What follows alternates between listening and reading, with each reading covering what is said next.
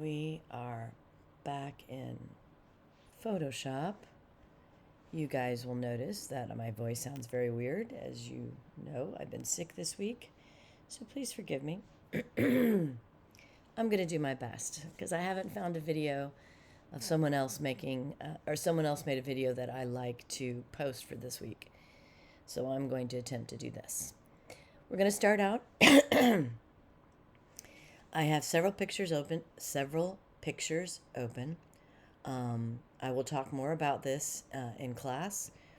For our next assignment, after the diptychs and triptychs, we are starting to work with collaging and compositing in Photoshop. For those particular assignments, you can use your own work, your own photographs, your own digital images, or you can find some from free resources. I got these from something called pexels.com. Again, I will get into that. But I just want to start talking to you about the selection tools. I know we've talked a tiny bit about them before, but as we look over on the left-hand side at the toolbar, the top one is move, as we know. Second one, if you push it down, right, you see multiple choices: rectangular, elliptical, etc. Then you see selection brush tool, lasso, etc. And then we see object selection tool, quick selection tool, magic wand. So the other thing that I want to show you in more recent Photoshop versions, we have select subject, remove background. If I choose select subject, and of course it's always going to depend on the image. This particular image, it did really well because there's more contrast between the subject and the background. So again, I'm going to come back. Well, actually, I can do the history over here. I can just go back one, or I can always do Command Z. But if I do select subject, you'll notice that Photoshop does a good job of choosing the subject from separating it from the background. I can tell it's selected by those what we call the marching ants. Again, I'm going to do Command Z, which means to go back a step. I could also do Command D for deselect. But I'm going to come back over to my tool, and I am going to come down to the fourth tool, and I can do Object Selection Tool, which when I have that chosen, you will notice that Photoshop automatically assumes that's the object that you want to select. So you can just hit return, or I'm on my laptop, so I just push down to select it, right? Now, you can notice there may be a little bit of change between this one and the other one. I can't bring up the other one this exact moment, but this is just to show you that that's yet another way to do this. I can again do Command D to deselect, Command Z to go back a spot, etc. I have a quick selection tool. When I have a quick selection tool selected, you look up at the top, you will notice you have different choices. You have, when you hover over anything, of course, it's going to tell you what it is. You have subtract, you have add. Let's come here to add to our selection. Sorry about that. Getting a little harder to talk. We can come over to the size of the brush, just like we've done with all these other brushes that we've used, right? The hardness versus the softness, all those good things. I'm brushing over it. It does a pretty good job. Oh, look what happened there. It selected more, so I could come up to the deselect. And just to show you that, I did that up here again. Okay. So, excuse me. Looking at this one, it certainly doesn't seem like it would, it didn't get it as much, it didn't get my subject as well as the other ones. So I'm going to do Command D, and I'm going to go ahead and do select subject. And that one looks better already, right? The select subject, which also was similar to the object selection tool. I just want you to notice while I'm here and I have that selected, I can come up to the top and you will see something that says select and mask. And this is going to look that same, right, as when we use the masking tool in Lightroom. Often Adobe defaults to red as the indicator of that. But it takes me to another window, right? So I'm not still on my main page of Photoshop working on that picture. It takes me to a different page, and it allows me to refine my mask. While I'm here, I can do Command plus to make it larger so I can see closer to the details. You can do the same thing, right? If you select the magnifying glass over here. But I want you to notice over here on the left, as you hover over it, you have some other selection tools. For right now, I just want to show you the third one down, which is the brush tool. Just like any other brush tool, you get to choose the size and the hardness, right? You can choose if you're adding or you're subtracting to this particular selection. So let's subtract, and I'll just show you what that looks like, right?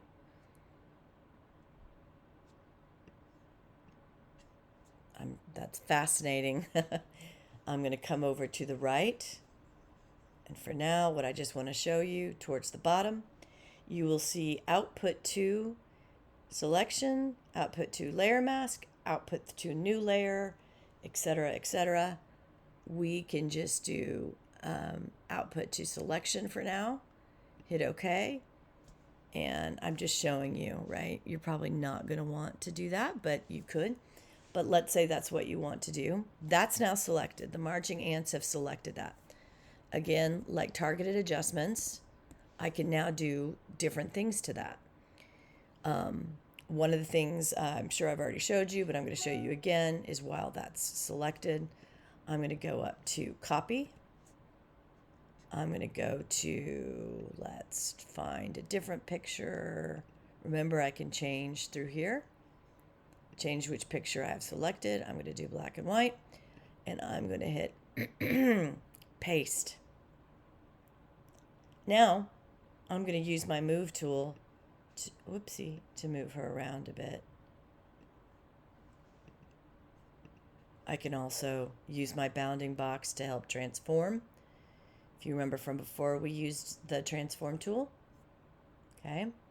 I can also use that transform tool. If you'll notice my little tiny arrow here, when it is curved like that, I can transform all sorts of ways. When I'm done with that, I can hit return or enter. So that's kind of artsy there, right? Now I'm going to come right back to this layer where I was. If you remember, I had used one of my selection tools to select my subject.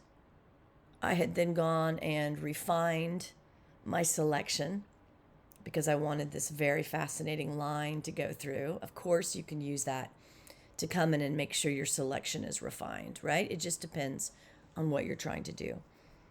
After that, I had copied it, and then I had pasted it, excuse me, onto another photograph that I had downloaded from pexels.com. Again, you can intersperse all sorts of things, your own photographs, other people's photographs if you give them cred, right? This is, again, as a free service, and we'll talk more about it. All of these things, different things, drawings that you have scanned, anything, digital images, digital drawings that you've worked with in other programs, all of those things you can use. So for the newbies out there, I just want you to notice again, it created a new layer when I pasted it onto that. While I have that new layer selected, and just remember, you can always rename things, right? I'm going to call her astronaut, which is, pretty clever. While I have her selected, and remember, if you're ever in Photoshop and start to have issues, I promise you, either you don't have the move tool selected, you think you do, right? But you don't. You're like, what's happening? Why is that doing that? I'm going to Command D my way out of that. I'm going to come back and select, and then I'm like, oh yeah, now she's moving. Newer Photoshop usually intuitively knows which layer you're working with by where you're touching the screen. But just in case, if that's not working, you just make sure that you have your layer selected. Okay. Now I'm back here on my astronaut layer. Remember, I talked about some of these elements down here at the bottom. When we had talked about before adjustment layers, when I select one of those, and I'll just go ahead and just do one just for funsies, come back to layers, and it automatically gives me a mask, right? You remember that because when we did the black and white. Well, when I created that layer by just simply pasting, it didn't give me a mask. But I can add one. Come down here to the bottom where there's a white square with a circle, and I can add a mask to it. Now that mask, remember, it's like a piece of paper, and I can choose what is revealed. I can just leave the piece of paper as it is, or I can, quote unquote, poke holes in it, right? By painting black on top of the white. Now, if you guys remember,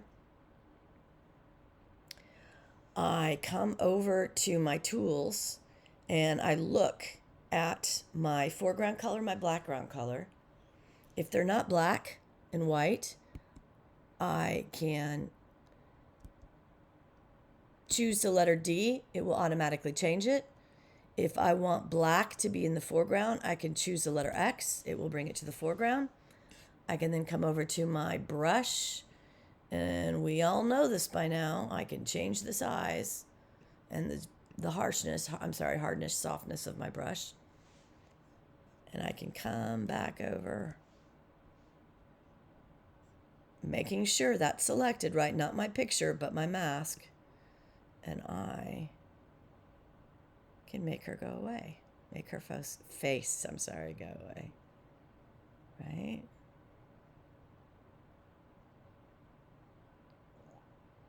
So that's obviously showing me what? Where is that poking a hole? You can see it here. It's probably tiny on the screen, but you see where I painted in black has poked a hole through my piece of paper and is revealing what's underneath. And in this particular picture, what's underneath is this bottom layer, which is gray clouds. Pretty simple. I'm going to come back, select my piece of paper or my mask. I'm going to go ahead and, hit cancel. I'm going to do X, so now that's white again. And I can bring that all back, right? Or refine it or whatever I want to do.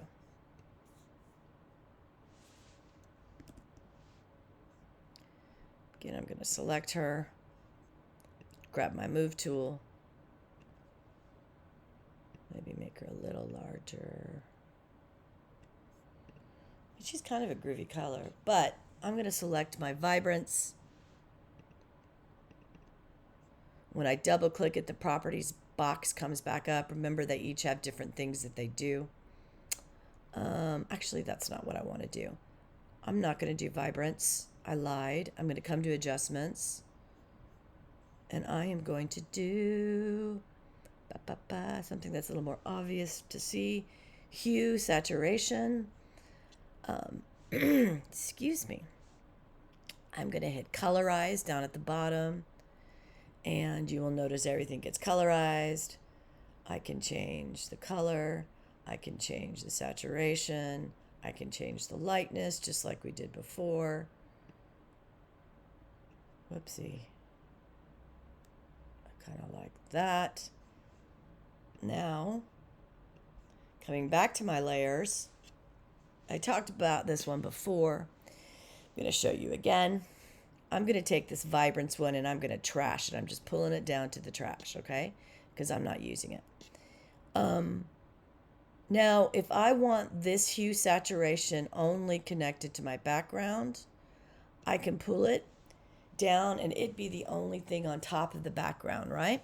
Since my astronaut is sitting on top of that, she is not affected. You got that part. Now, obviously, I can do same exact thing I've done with all my other masks.